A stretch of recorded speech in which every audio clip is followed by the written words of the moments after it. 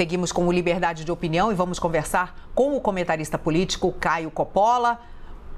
Tô vendo, ainda está no Rio de Janeiro, Caio. Boa tarde. Carla, você viu só que privilégio. Muito boa tarde a você, a audiência da CNN. Olha, isso aqui não é foto, não. É a cidade maravilhosa aqui ao fundo, né, nos prestigiando.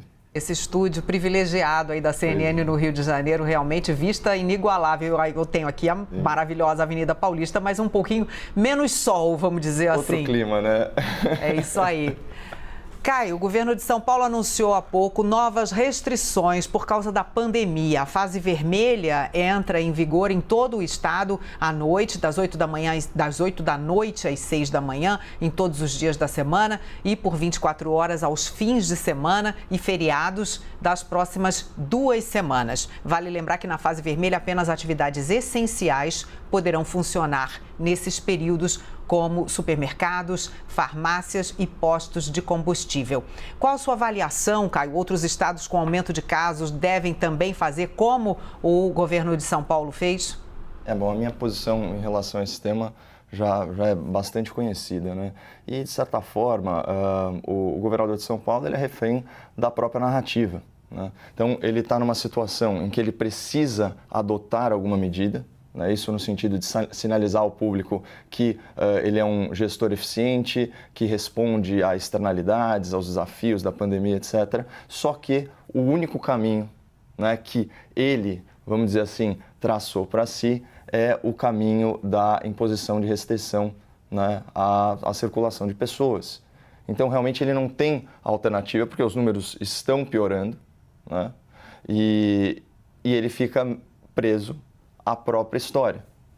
O que me preocupa mais de tudo isso é quando a gente vê a restrição, aliás, a permissão às atividades essenciais, e aí você tocou em temas muito importantes, né, como transporte público, segurança, infraestrutura, e a questão fica, cadê as escolas? Mais uma vez, né, a volta às aulas foi adiada. E isso é muito preocupante. Aqui eu vou ler só para não ficar também... Já é um tema que vem se repetindo, né, ao longo dos meses, para não ser muito enfadonho. Eu vou ler aqui um pequeno trecho do artigo publicado no site oficial, né, da ONU, das Nações Unidas, e que é assinado por membros da alta cúpula e da Unicef, da Unesco e também do Banco Mundial. Aspas, quanto mais tempo durar a interrupção da educação escolar, maior será a perda de aprendizado. Assim, quanto mais cedo as escolas puderem reabrir, menores serão os riscos de ocorrerem danos de longo prazo nas jornadas de aprendizagem e no bem-estar de milhões de crianças. Vamos lembrar que em nações em desenvolvimento como o Brasil, a escola não é somente um ambiente de aprendizado, né, de captação e de transmissão de conhecimento, ela também é um ambiente seguro, né? É um ambiente em que as crianças realizam refeições. Isso é muito, muito grave e isso é muito sério. E só para, no auge, né, das medidas de lockdown, que inclusive já no semestre passado coincidiram com o pico da primeira onda da pandemia, né? A gente já tinha na cidade de São Paulo pelo menos 1,5 milhão de passageiros por dia só no sistema de trens e de metrôs. Então, indo para o trabalho e voltando para casa. Esse vírus é altamente infectante. Então, se você tem cerca de 10% da população, pelo menos, só usando um modal de transporte público, indo e voltando para casa, por mais que o número de interações sociais seja reduzido, obviamente, isso vai ter consequências na infecção. Então, de novo, eu acho que é uma medida vazia, mas é a única solução possível para quem está errando há muito tempo. O avião que está trazendo para o Brasil 2 milhões de doses da vacina de Oxford deve chegar ao Brasil no fim da tarde de hoje. A previsão do voo é pousar em São Paulo e seguir para o Rio de Janeiro. E vale lembrar que essas doses que foram fabricadas pelo laboratório indiano Serum já tiveram uso emergencial aprovado pela Anvisa. E com essa chegada das doses ao Brasil, como o Ministério da Saúde vai organizar a logística de distribuição dessas doses, Caio? Quais serão as prioridades e como vai ser o cronograma de aplicação do imunizante? Bom, já que a gente está fechando a semana, né, Carla, eu queria fazer um comentário um pouquinho diferente, explorando a reação de certos agentes políticos, né, e de certas pessoas às notícias, né, sobre a vacinação no Brasil. Então, começando pelo principal fato do dia, como você bem trouxe, né, que é a chegada iminente de 2 milhões de doses da vacina AstraZeneca, Oxford, Fiocruz. Então, se Deus quiser, a carga aterrissará em poucas horas, né? E isso para desespero de quem celebra uma calamidade sanitária como se fosse uma vitória política, né? E para tristeza de todos aqueles que riram ou que debocharam do atraso de um avião carregado com a vacina mais eficaz à disposição da população brasileira. Bom, a propósito disso, né, aqui numa nota um pouco lateral, eu separei duas pérolas, né, de ícones da esquerda mundial que nos revelam como é forte a torcida a favor do vírus, né? Então, disse o senhor Luiz Inácio Lula da Silva, né, ex-presidente da República, criminoso condenado em múltiplas ocasiões por corrupção, aspas, ainda bem que a natureza, contra a vontade da humanidade, criou esse monstro chamado coronavírus, porque esse monstro está permitindo que os cegos enxerguem que apenas o Estado é capaz de dar soluções a determinadas crises. Aqui cabe um breve comentário, né? Eu fico só imaginando o que o Estado, esse Leviatã, faria sem o esforço científico, sem o esforço financeiro da indústria farmacêutica e dos seus laboratórios de ponta no setor privado. Mas, enfim, enquanto isso, agora mudando para os Estados Unidos, a Jane Fonda, uma atriz hollywoodiana, né, uma ativista progressista, ela foi um pouquinho mais, vamos dizer assim, espiritualizada na sua análise sobre o coronavírus. Aspas, é o presente de Deus para a esquerda. E mais, que grande dádiva, que tremenda oportunidade. Nós somos tão sortudos, nós apenas temos que usar isso com cada gota de inteligência, coragem e recursos que tivermos.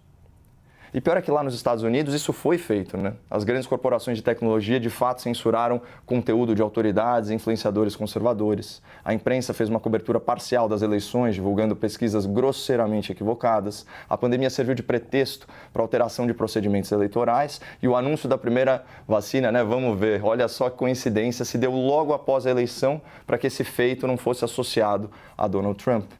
Mas seja lá nos Estados Unidos, seja aqui no Brasil, eu fico muito intrigado, né? Por que a oposição, a legítima oposição a um presidente, tem que extrapolar os limites da racionalidade para flertar com o maquiavelismo político e para mergulhar em tanto ódio? Por que isso? Né? Então, mudando o exemplo e conectando aí com a sua pergunta sobre a vacinação prioritária nos grupos de risco. Em geral, e de forma muito acertada, os estados eles estão distribuindo aí as suas escassas doses entre os profissionais da saúde, cuidadores que atuam na linha de frente, né, do combate à pandemia. E também os idosos, né, especialmente os idosos institucionalizados, né, aqueles que moram em asilos, em casas de acolhimento, esse tipo de coisa.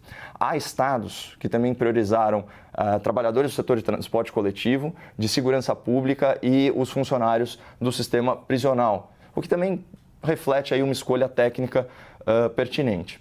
E um outro grupo que tem se destacado na priorização da vacina são as comunidades indígenas, né? Principalmente as tribos aldeadas, né? Pois bem, foi com enorme tristeza que eu li notícias aí sobre o ódio nas redes direcionado contra essa população. E, claro, eu vou evitar reproduzir estereótipos ou jargões preconceituosos aí endereçados de forma tão generalizada aos nossos compatriotas indígenas. Mas, né, há alguns outros comentários ríspidos, como esse aqui, olha só. Nós que saímos todos os dias para trabalhar e produzir e pagamos impostos, somos os últimos da fila.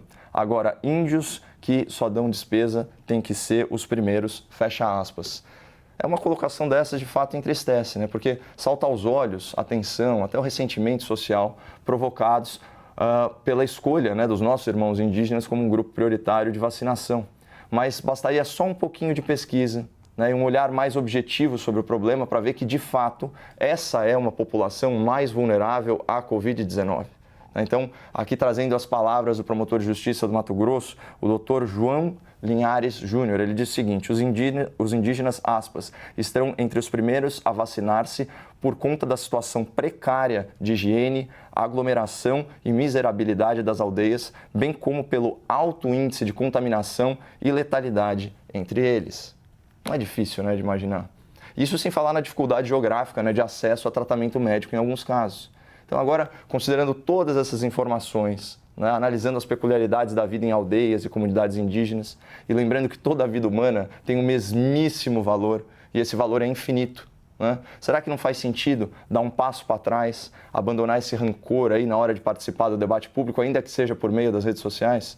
Então, eu já falei isso aqui, nós estamos perdendo a oportunidade como sociedade, como humanidade, de nos fortalecer na diversidade e de utilizar aí esses desafios comuns como um catalisador para fomentar a fraternidade e a união entre as pessoas. Então, ao contrário do que disseram aqueles políticos, aqueles ativistas radicais, o coronavírus não é um presente da natureza ou de Deus, mas certamente a nossa desunião na hora de combater a Covid-19 é um mimo para o diabo.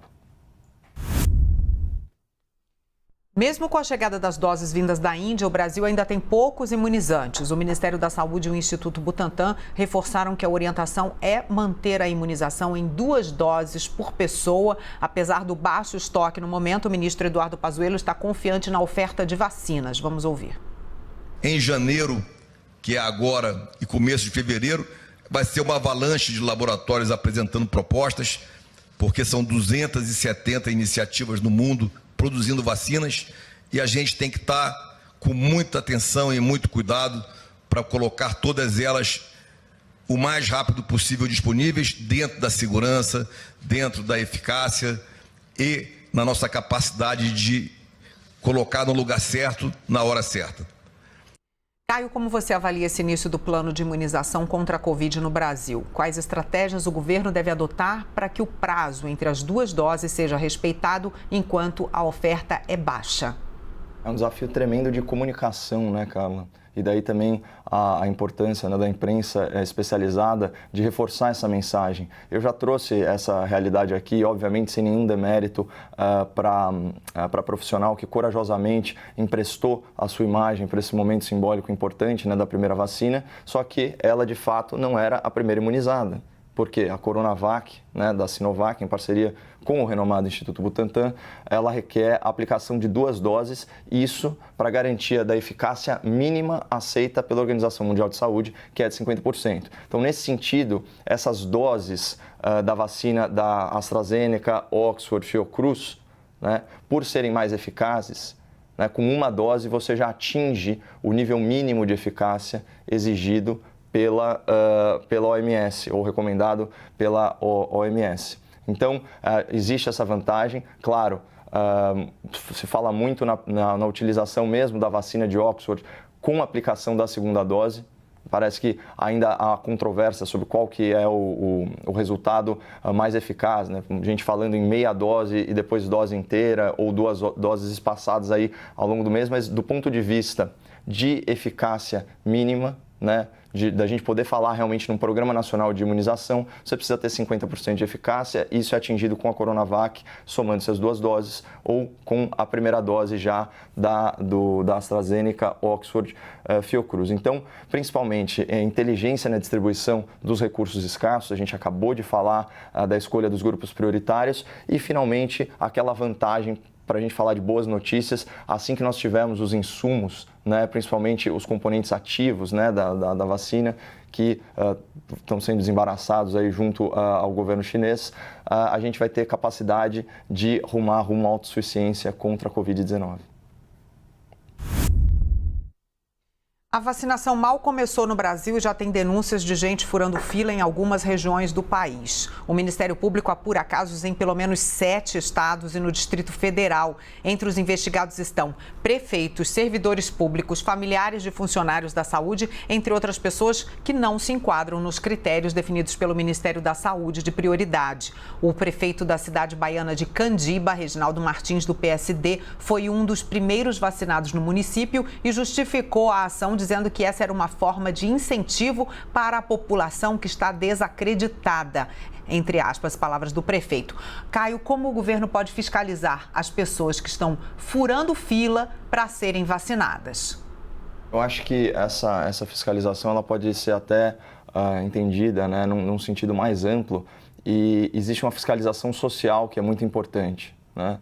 Bom, obviamente eu faço apologia da cordialidade entre as pessoas, mas esse grau de egoísmo, de egocentrismo, ele tem que ser duramente criticado, né?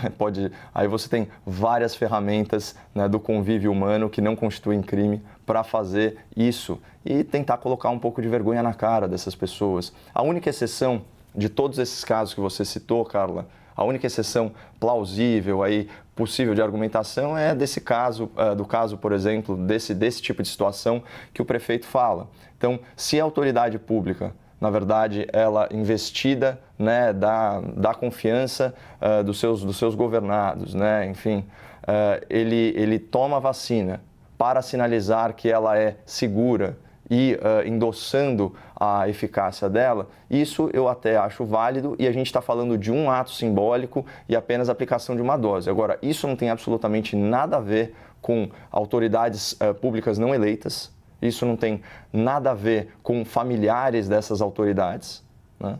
E isso precisaria ser discutido, por exemplo, no caso do prefeito, conversa isso com a Câmara de Vereadores, por exemplo, faça um acordo, faça um evento para que isso aconteça, jamais na calada da noite. Agora, isso daí é sintomático da crise moral que aflige a nossa sociedade e que a gente acaba vendo refletida nas nossas elites.